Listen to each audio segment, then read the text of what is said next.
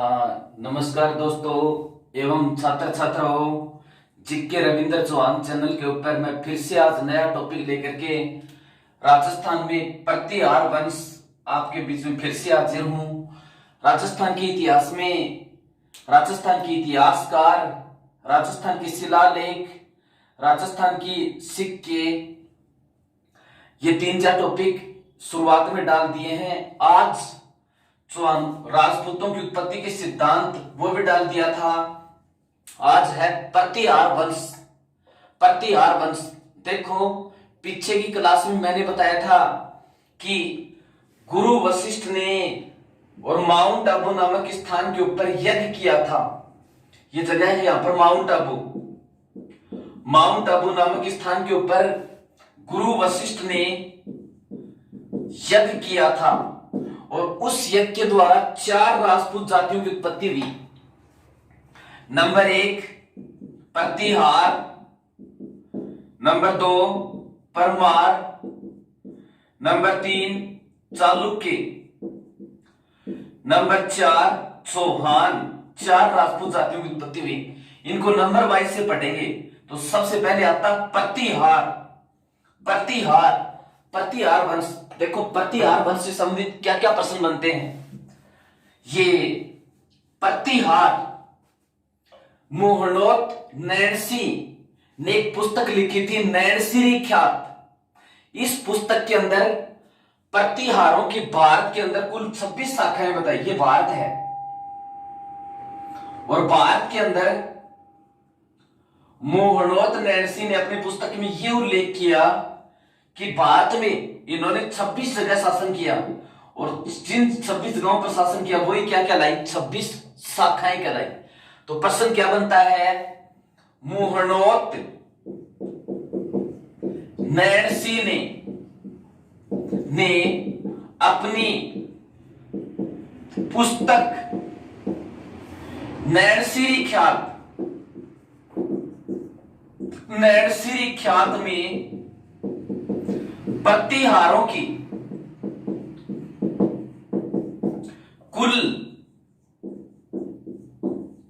कितनी शाखा बताई, कुल कितनी शाखा बताई। तो इसका उत्तर क्या होगा, 26।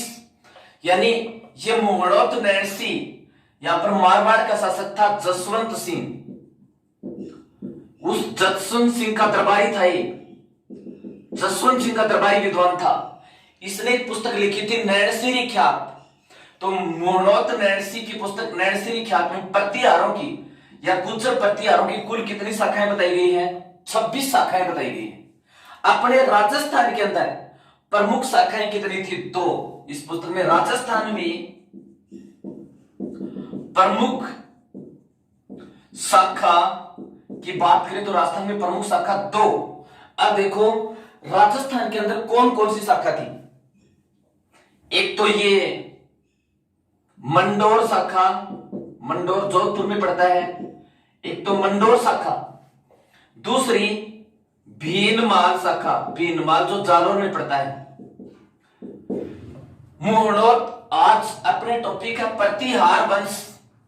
प्रतिहार वंश ये राजपूतों की एक शाखा है और प्रतिहारों ने भारत के अंदर शासन किया 26 जगह। तो मोहनोत नैणसी ने अपनी पुस्तक नैणसी ख्यात में प्रतिहारों की कुल कितनी शाखाएं बताई, 26। राजस्थान के अंदर 2 प्रमुख शाखा, एक तो मंडोर जोधपुर में और दूसरी भीनमाल के अंदर। ठीक है, अब देखो, ये पहली शाखा से नंबर लेते हैं, मंडोर शाखा। एक तो देखो, प्रतिहार और गुज्जर प्रतिहार एक ही मतलब है।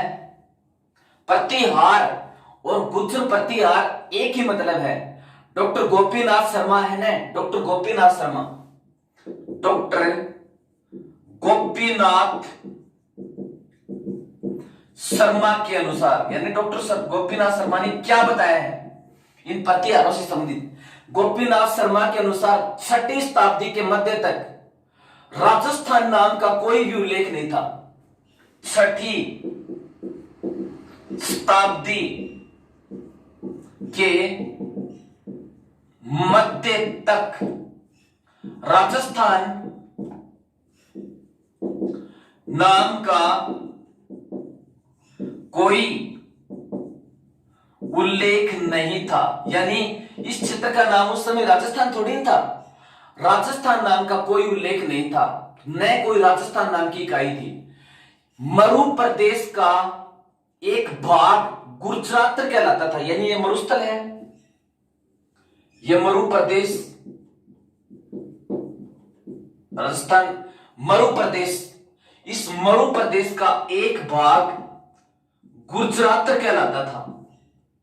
तो इसने आगे क्या लिखा गोपीनाथ शर्मा ने कि 6वीं शताब्दी के मध्य तक राजस्थान नाम का न तो कोई उल्लेख था न कोई इकाई थी। ये मरु प्रदेश यानी मरुस्थलीय क्षेत्र, मरु प्रदेश का एक हिस्सा गुजरात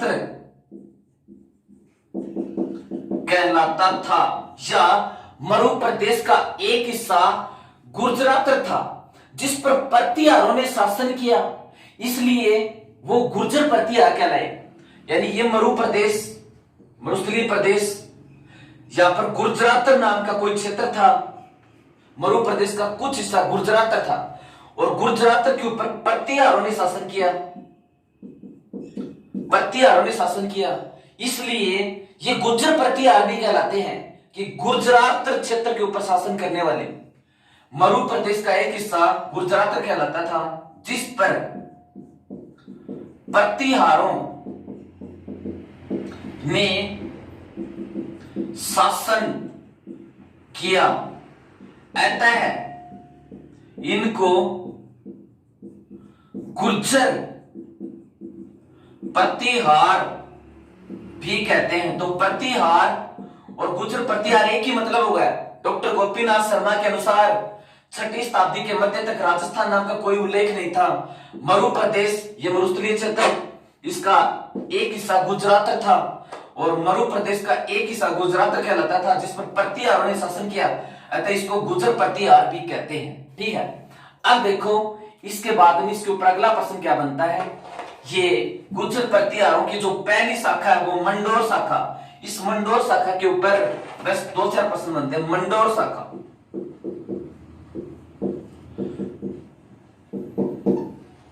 मंडोर शाखा, ये मंडोर है कहां पर, जोधपुर के अंदर है इस समय, और मंडोर का नाम क्या था, मार्कंडेयपुर। मार्कंडेयपुर, मंडोर का प्राचीन नाम क्या था, मार्कंडेयपुर। ये जोधपुर के अंदर मंडोर प्रतिहारों की मंडोर शाखा, यानी सत्ता का केंद्र मंडोर रहा, ये मंडोर शाखा गुर्जर प्रतिहारों की या प्रतिहारों की मंडोर शाखा। इस मंडोर शाखा के ऊपर देखो क्या क्या प्रश्न बनते हैं। इस मंडोर शाखा का पहला प्रश्न तो ये, गुर्जर प्रतिहारों ने भारत के अंदर कुल 26 जगह पर शासन किया। तो ऐसा तो है नहीं कि सभी एक ही दिन 26 जगह के ऊपर शासन करने लगे, कोई पुराना है, कोई नया है, कोई पहले का है, कोई बाद का है। तो इस मंडोर शाखा का सबसे इंपॉर्टेंट प्रश्न तो ये है, ये गुर्जर प्रतिहारों की सबसे प्राचीन शाखा है, यानी यहां से प्रतिहारों ने शासन करने की शुरुआत की थी, ये सबसे प्राचीन शाखा है। पहला क्वेश्चन, प्रतिहारों की सबसे प्राचीन शाखा, पहला क्वेश्चन, प्रतिहारों की सबसे प्राचीन शाखा कौन सी है, मंडोर शाखा, प्रतिहारों की सबसे प्राचीन शाखा। अब देखो मंडोर शाखा का आदि पुरुष, मंडोर शाखा का आदि पुरुष या संस्थापक, संस्थापक कौन था, हरिश्चंद्र। संस्थापक किसको माना जाता है, हरिश्चंद्र। हरिश्चंद्र इसका संस्थापक माना जाता है, आदि पुरुष। इसने 510 ईस्वी के आसपास इस मंडोर शाखा की स्थापना की थी। अब देखो आगे क्या प्रश्न बनता है। इस हरिश्चंद्र के 2 पत्नी थी, इस हरिश्चंद्र के पत्नी 2 थी, एक ब्राह्मणी और दूसरी क्षत्रिय। हरिश्चंद्र के 2 पत्नियां थी, तो ब्राह्मणी और दूसरी थी क्षत्रिय। इन पर देखो क्या, अब ये जो क्षत्रिय पत्नी थी, क्षत्रिय पत्नी थी, इसका नाम था भद्रा। क्षत्रिय पत्नी, इसका नाम था भद्रा। और ये इसके 4 संतान हुई। एक तो भोग भट्ट, भद्रा के संतान कितनी हुई? संतान, इसके 4 संतान हुई। कौन कौन सी? भोग भट्ट, एक तो भोग भट्ट, दूसरा ये कद्दक, दूसरा कद्दक, तीसरा रज्जिल और चौथा पुत्र दैह। यानी मंडोर शाखा, प्रतिहारों के मोड़ोत नैन से भी कुल 26 शाखाएं बताई। इनमें सबसे प्राचीन शाखा कौन सी है? मंडोर शाखा। पहला प्रश्न। दूसरा, इनका आदि पुरुष या इनका संस्थापक कौन माना जाता है? हरिश्चंद्र को। मंडोर शाखा की स्थापना किसने की थी? हरिश्चंद्र ने। हरिश्चंद्र के 2 पत्नियां थी, एक तो ब्राह्मणी, दूसरी क्षत्रिय। क्षत्रिय पत्नी का नाम था भद्रा। इसके 4 संतान पैदा हुई, भोग भट्ट, कत्तक, रज्जिल और दैह। इसके 4 संतान पैदा हुई। अब इन चारों ने मंडोर के ऊपर अधिकार कर लिया, यानी मंडोर को जीत लिया। और मंडोर का उस समय नाम था माटन्यपुर। माटन्यपुर। चारों ने मंडोर के ऊपर अधिकार कर लिया और मंडोर इनका प्रमुख केंद्र हो गया। चारों ने ये माटन्यपुर या मंडोर को जीता। इन चारों ने मंडोर को जीत लिया। फिर देखो, ये हरिश्चंद्र तो इनका आदि पुरुष माना जाता है।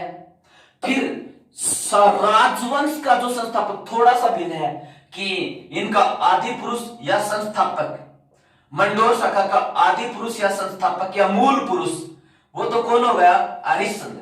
प्रश्न थोड़ा सा घुमाकर पूछे, मंडोर राजवंश का संस्थापक यानी स्वतंत्र शासक बना, यज्ञ वगैरह करवाया, तो मंडोर राजवंश का संस्थापक, राजवंश का संस्थापक, तो मंडोर राजवंश का संस्थापक था ये चारों पुत्रों में से रज्जिल। मंडोर राजवंश का संस्थापक कौन था? रज्जिल। रज्जिल जो 560 ईस्वी सन में मंडोर की गद्दी पर बैठा, रज्जिल। मंडोर का आदि पुरुष या संस्थापक कौन हो गया? हरिश्चंद्र। और राजवंश का संस्थापक जो विधिवत तरीके से गद्दी पर बैठा, वो कौन है? रज्जिल। इस तरह से यह मंडोर शाखा पृथ्वीराज चौहान तृतीय के दरबारी विद्वान चंद वरदाई ने एक पुस्तक लिखी थी, पृथ्वीराज रासो। पृथ्वीराज रासो। और पृथ्वीराज रासो के अनुसार गुरु